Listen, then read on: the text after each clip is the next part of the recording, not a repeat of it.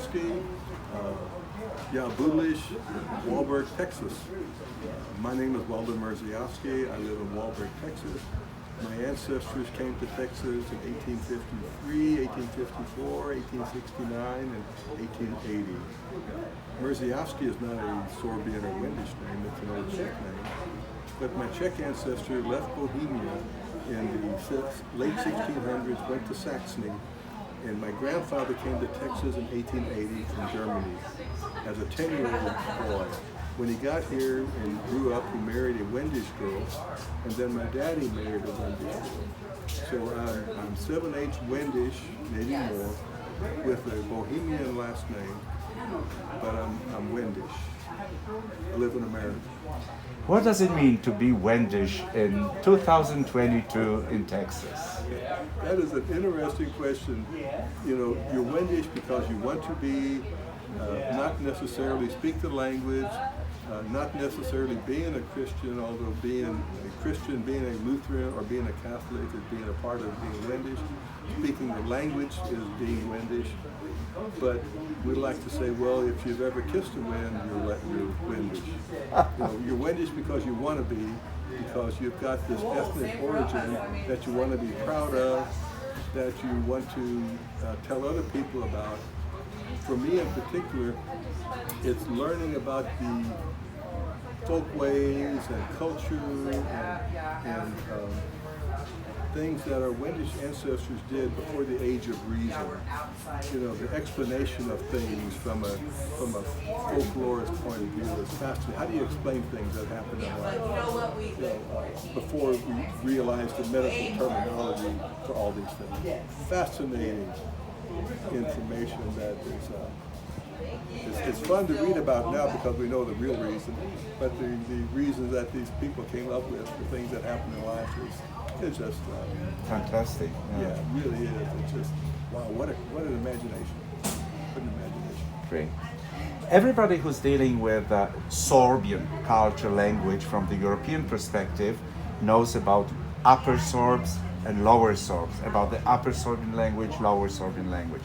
How important is this division from your perspective, from Texas perspective? Because, well, most of the Texas Wends came from Upper Sorbs, and many came from Lower Sorbs. The customs that we know about in Texas came from people who came to Texas later in life, in the 1880s and maybe 1890s, where they were still used more in Germany. For example, Rumplich was promoted by people who came to Texas who were from lower Lusatia, because that's where they came from. They brought these customs with them. The upper Lusatian customs died out already. But I can remember as a child being in the house and seeing this crazy face in the window of Rumplich. It scared me to death. You know, I cried my heart out. You know, because I was afraid he's going to put me in a sack and hit me with a stick. You know, but that was the only time in my entire life that I ever remembered Rumplich. But when I moved to Walberg, where people came to from lower Lusatia, they were still practicing this into the 1920s and 30s and had costumes. I said, wow. So people who came to Texas later brought with them more customs, because the ones that came in the early times, they became Americans too quickly. Well, they became German Americans too quickly. They lost the language very quickly. In the early 1900s, the Wendish language died out. The German language was the language of the people.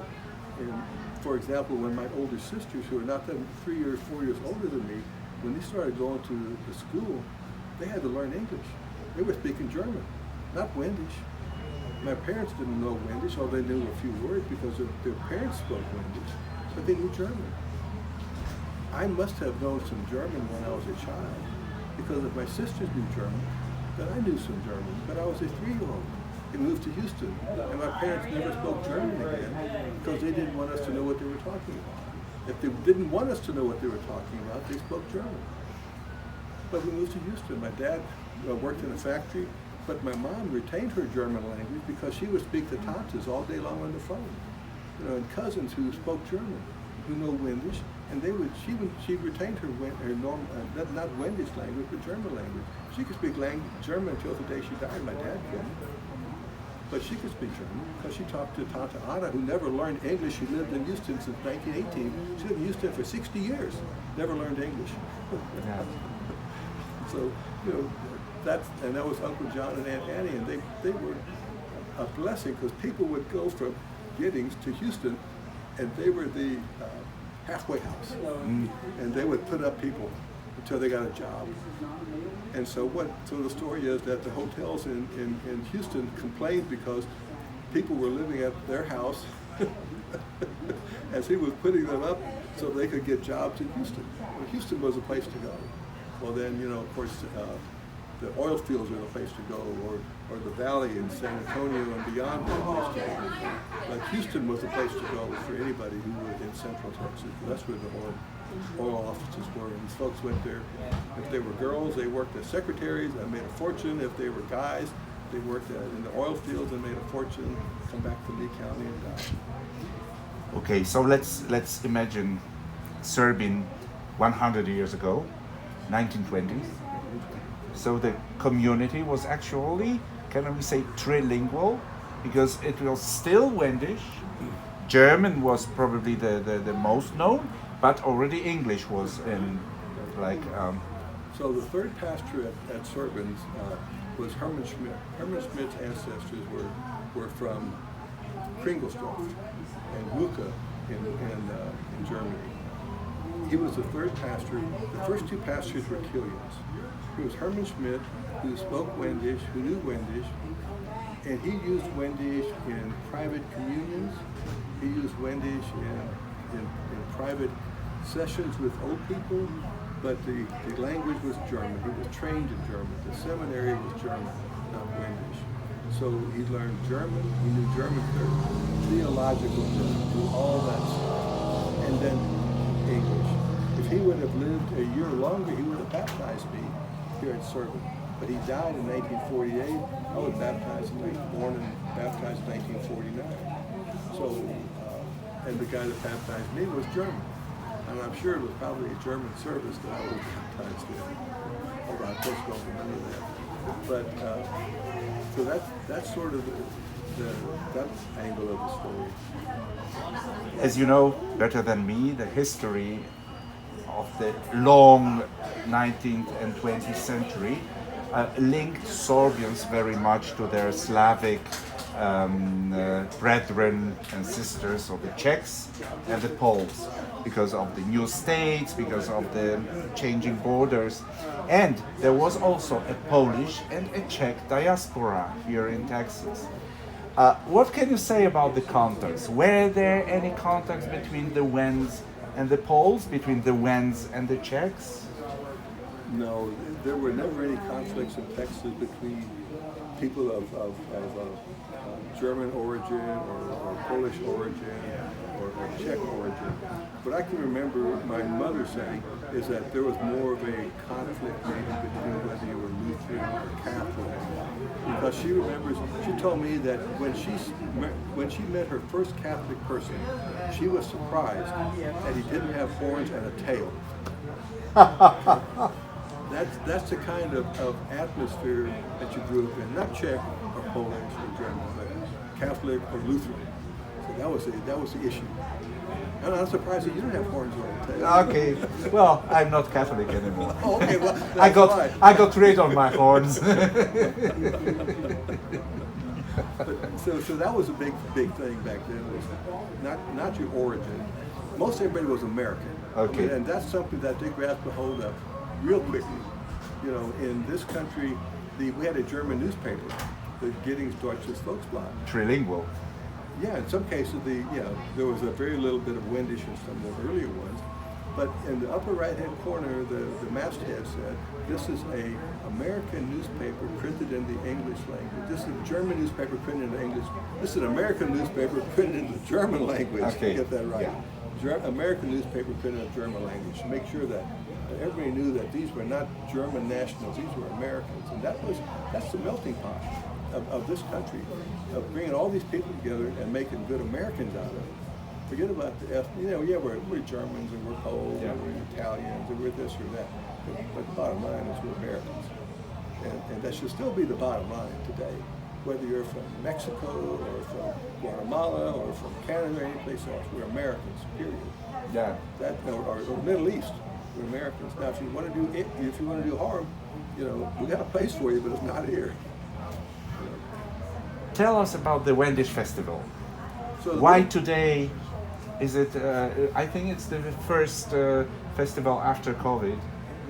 Well, we had it last year too. Okay. Okay, so but it's yeah. So tell us about the festival. So it's a festival that just brings people together from all over the state, all over the country, because it's just a party. It's a big family reunion where families get together and you meet other people.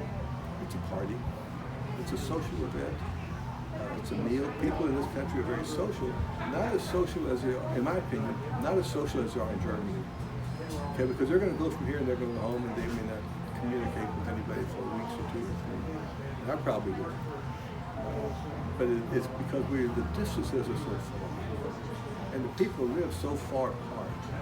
In Germany, you got a house. And you got all these congregational houses, and you know everybody within half a mile of you at least. Well, half a mile of you is probably, eventually that's an old town. And this guy, half a mile is one neighbor. Yeah. They're very far apart. It's not that social. When I visited in Germany, the thing that impressed me was you would have breakfast, and all these neighbors would start coming in and saying hi and good morning and have a cup of coffee and sit a while and talk and then go off and do their thing. But in this country, you don't have that. I don't associate with my neighbors. I sort of know who they are. It's not like it is in Germany. It's different. It's not like or Europe, maybe I should say. It's different. There's too much land. It's too spread apart to be social. So we're more private. Okay. And we started our day with the service in the church, which was bilingual, English, German. Is it still common to have German language services? No. The only places that have German language services are places like Killeen, Texas, or Copper's Cove, where you've got this big military base, and you got these soldiers with German wives. From Germany? Yeah, and you got soldiers with American wives. Not American wives, obviously, but Filipino wives and Japanese wives. And wherever we had a war, we've got wives of that nationality. That we've got Arabian wives, we've got Korean wives. There are more Korea restaurants in Killeen than probably any other town in the country because of Fort Hood. Killeen is like the Corinth of America. You got all these guys bringing their wives over. Well, they bring their wives over. Then they bring their parents, their wives' parents over. You got this incredible culture in Killeen, Texas. It's incredible.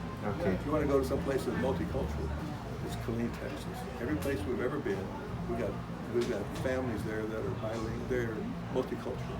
Thank you. And we are in the Texas Wendish Museum. Can you, for the end, can you tell us a few words about the museum? Well, the museum is a couple of things. It's three things. It's got a museum, it's got an archive, and it's got a library. And the museum tells the story of the history of the Texas Wends and Wends in general. The archive is where we keep all the books and documents that we collect that people have that they don't know what to do with. I had a grandmother and who came to this country on the Ben Nevis, and she had a wedding band. Well, I talked to a cousin who had this wedding band. I said, well, what are you going to do with it? Do you have any children? No, I have no children. What are you going to do? I don't know what to do. Take it to the museum and donate it to the museum, and we can all appreciate it. Well, that's what she did. So the museum is a place where we put things and we don't know what to do with it. Because we can't. What are you going to do with it? And then we have a library with all these Wendish books and family histories to try to connect us back to Europe. But we got these Wendish and German books about history and culture and no one can read. So what my perspective is, let's take some of those books and let's find the source of the books, let's translate those books, and let's make them available so that we can know why our ancestors believed certain things about things that they natural occurrences. Like the one I remember specifically is my mother told me that you might see a person who's got a birthmark that's got black hair growing out. Well, we've all seen that on people. Well, what causes that? Well, that's because when this person was inside the mother, and the mother was scared by a rat or a mouse, that transferred to the child. That's why the child has got this birthmark that looks like a mouse, because it's got these black hairs going on. Who would have known? That's what causes that. Well, it's in the book. My mother told me that. So you read these things and, but how did you know? Well, because her mother told her.